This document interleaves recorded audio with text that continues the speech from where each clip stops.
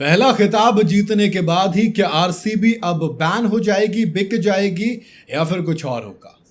जी हां, एक रिपोर्ट ने आरसीबी फैंस को हिलाकर रख दिया है। आईपीएल 2025 के फाइनल में रॉयल चैलेंजर्स बैंगलोर ने पंजाब को हराकर 18 साल के इंतजार को खत्म कर पहली बार खिताब पर कब्जा किया। लेकिन इसके साथ ही आरसीबी और फैंस जिनका 18 साल का सूखा चल रहा था, उस खुशी में खलल डालने के लिए एक रिपोर्ट सामने आई है जिसके मुताबिक रॉयल चैलेंजर्स बैंगलोर के मालिकाना हक में बड़ा बदलाव हो सकता है या फिर इस टीम पर बैन लग सकता है। दोनों ही मामले में फैंस को तो निराशा ही हाथ लगेगी। ब्लूमबर्ग की रिपोर्ट के मुताबिक मौजूदा मालिक ब्रिटिश स्पिरिट्स की दिग्गज कंपनी डियाजियो पीएलसी फ्रेंचाइजी में अपनी पूरी या फिर एक पर्टिकुलर हिस्सेदारी बेचने की बात कर रही है। हालांकि अभी तक डियाजियो की तरफ से कोई भी आखिरी फैसला नहीं लिया गया है। रिपोर्ट में फाइनेंशियल्स जो होते हैं उनके साथ शुरुआती स्टेप्स की चर्चाओं का हवाला दिया गया है, जिसमें बताया गया है कि डियाजियो फ्रेंचाइजी को बेचने के लिए तैयार है। हालांकि अभी तक कोई भी आखिरी फैसला नहीं लिया गया, लेकिन ये जो बातचीत है उस वक्त पर हुई है जब आरसीबी आखिरकार खिताब जीत पाई है। हालांकि जीतने के साथ ही उसकी जो ब्रांड वैल्यू बहुत ज्यादा बढ़ गई है।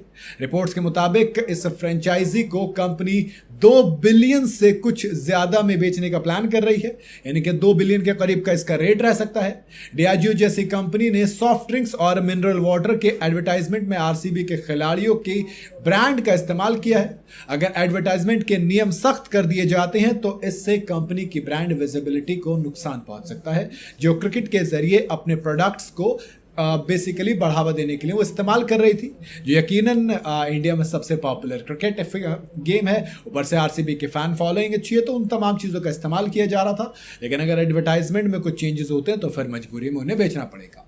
रिपोर्ट के मुताबिक सेंट्रल जो हेल्थ मिनिस्टर है आईपीएल के दौरान तंबाकू और शराब के जो एडवर्टाइजमेंट है उस पर बैन लगाने की बात कर रही है।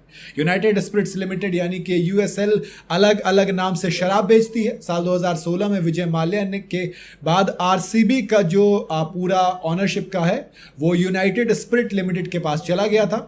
ऐसे में अब कुछ नया प्लान हो सकता है, क्योंकि दोस्त आप कई बार ना सिर्फ क्रिकेट के लिए नहीं लेते, कुछ कंपनी अपना जो ब्रांड वैल्यू होती है वो देखती है और आरसीबी के लिए। लेकिन मुझे ये भी लगता है कि दूसरा फैसला भी है जो फंसा हुआ चल रहा है, वो है स्टैम्पीड वाला मामला। अगर स्टैम्पीड वाले मामले में जो मीडिया रिपोर्ट्स चल रही हैं उसके मुताबिक अगर आरसीबी दोषी पाई जाती है तो उस पर बैन लग सकता है। ये बैन कितने वक्त का होगा इसके बारे में अभी कोई रिपोर्ट नहीं चल रही है। माने एक साथ आरसीबी के लिए 2 झटके लग सकते हैं। एक तो मालिकाना हक, चलो मालिकाना हक बदलने से इतना कुछ फर्क नहीं पड़ेगा, थोड़ा बहुत पड़ा तो वो ब्रांड पे या फिर कुछ और चीज़ों पर पड़ेगा, बट खिलाड़ियों पे कोई फर्क नहीं पड़ेगा। लेकिन अगर बैन होती है तो दोस्त बहुत कुछ फर्क पड़ेगा। चैंपियन बनने के बाद ही अगले सीजन में अगर आप बैन झेलोगे तो वो अच्छा नहीं होगा।